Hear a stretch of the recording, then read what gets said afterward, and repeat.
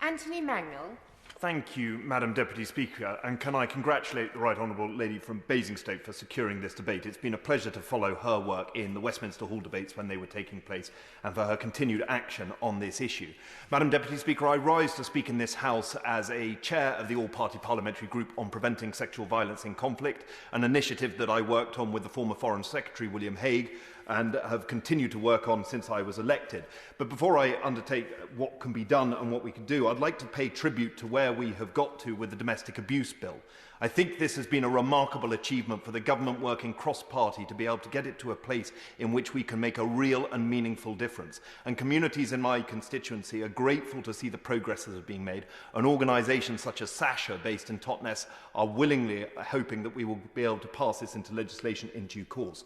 But, Madam Deputy Speaker, I'd like to speak about the international approach, because the United Kingdom each year stands up on International Women's Day and it reaffirms its commitment to the Millennium Development Goals for gender equality, it reaffirms its commitment to women's education, it reaffirms its commitment to seeing through the Preventing Sexual Violence in Conflict initiative.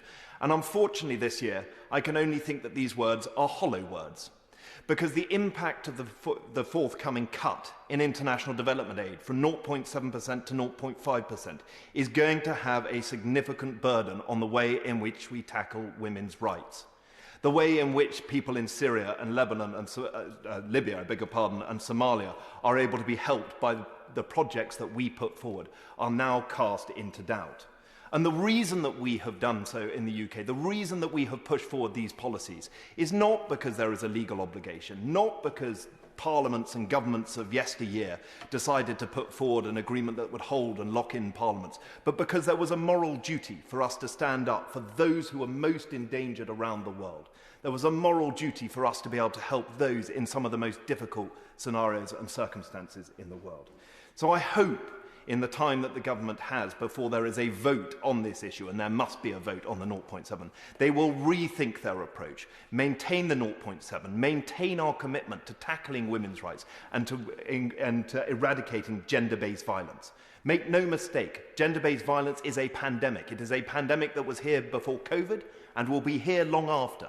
And if we have the strength and ability to push this, we can garner international cooperation, we can create new institutions, we can ring-fence spending, and we can ensure that the United Kingdom is seen as a country that stands up for women's rights across the globe and is not shirking its duties. Thank you, Madam Speaker.